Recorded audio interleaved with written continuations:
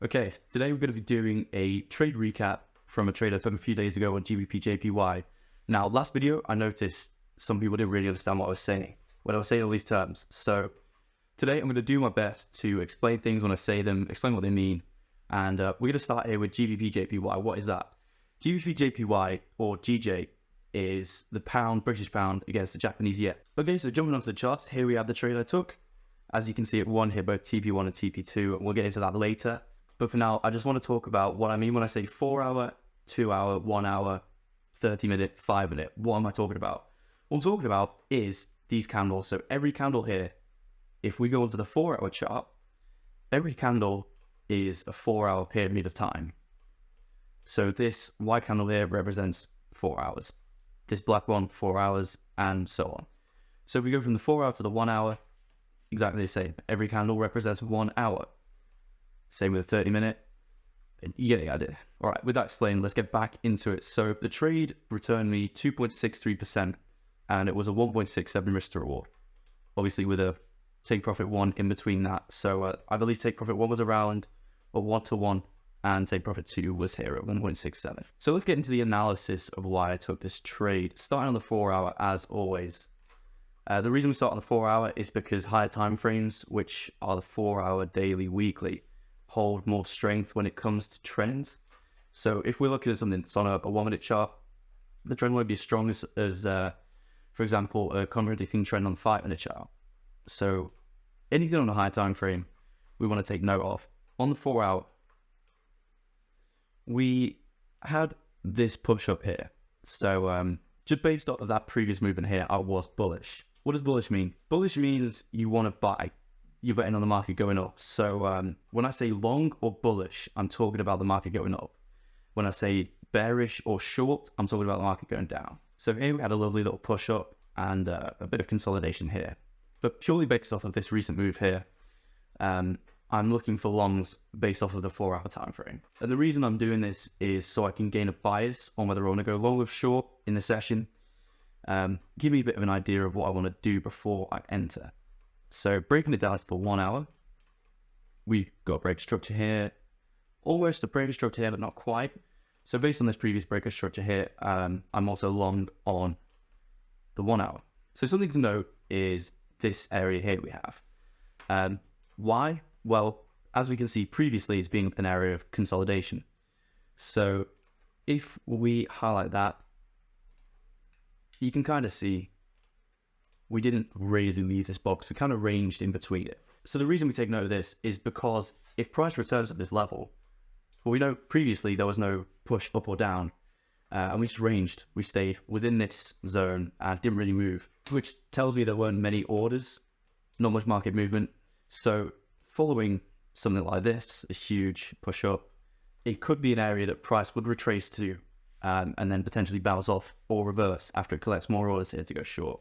But sticking to the bias, we have long on the 4 hour and now long on the 1 hour. So moving down to the 30 minute time frame. When I'm on the 30 minute, I'm looking for liquidity. Now liquidity is resting orders in the market, which we find by looking at lows and highs. So this level here, I am marking as liquidity. It's a liquidity level. So as you can see, we also have levels like this here. So these two levels are considered liquidity levels. And these are what I use in my trading to try and predict reversals and where orders can be filled. So as you can see here, we have a black candle. Black means the market went down. White means the market went up. It depends on different charts. People have different colors. Personally, I like black and white. But yeah, so we had a black candle followed by another black candle followed by a white candle. And this is the low, the lowest point reached in that series.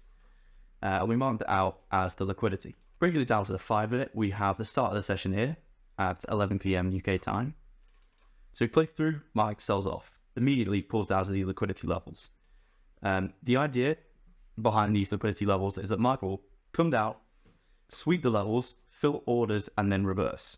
So actually we need to delete this because this wasn't the most recent liquidity level, this was here. So our aim is to have the market come down, sweep past, when I say sweep, I mean just break, go past this level here, and then look for a breaker structure, which I'll get onto in a second, to go long. Okay, so playing it through, there we have the sweep. Now we're looking for a break of structure, which is where we create a high and then close above the high.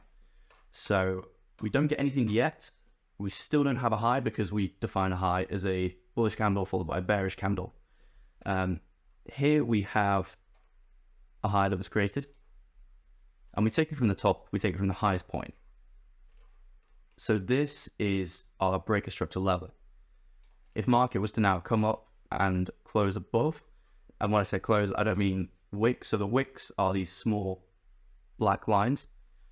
If it was to close, the candle body, which we see here, would close above. So we haven't seen that yet. That's what we wait for.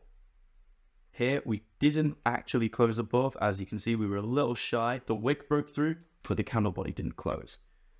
So now this invalidates the previous level here because we created a new high, which was a bullish candle followed by a bearish candle.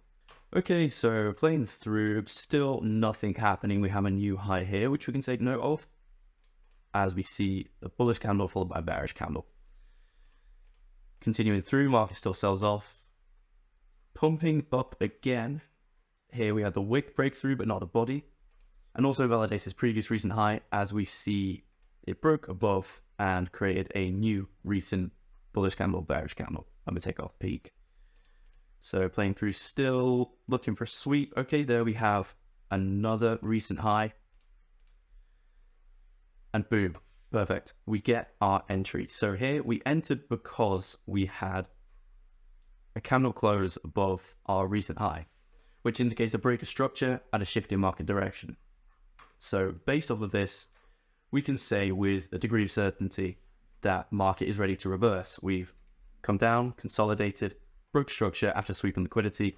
I'm happy to go long, which is better than the market going up.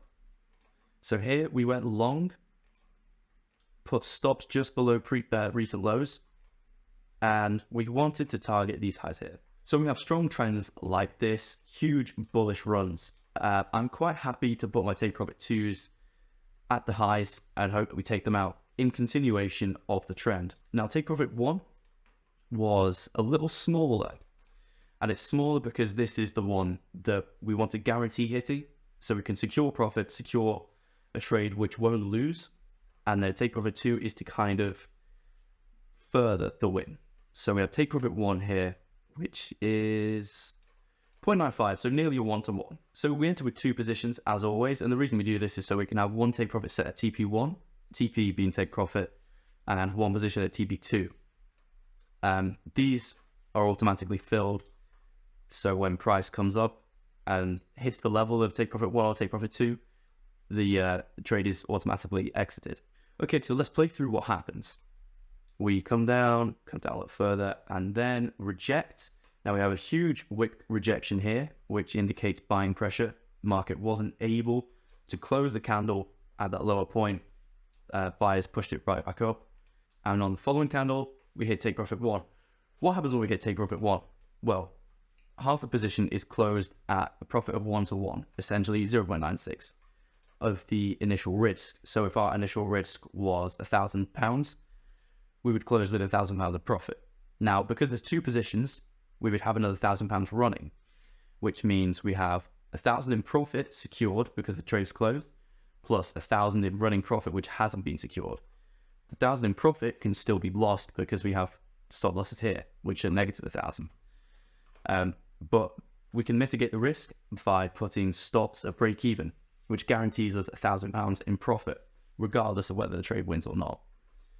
And what we can do is move our stops to break even. We've made £1,000 in secure profit. At that point up here, we would have had £1,000 running, and we had take profit 2 at these highs up here, where we smashed through, and that was a 1.67, which means it would be 1,000 times 1.67, which is £1,670 in profit secured here. So in total, theoretically, these are just numbers I'm making up, so it's easy to understand. We would have made £2,670, or thereabouts, with that being a 0.96 rather than a 1. But it's just easy to use those numbers to explain.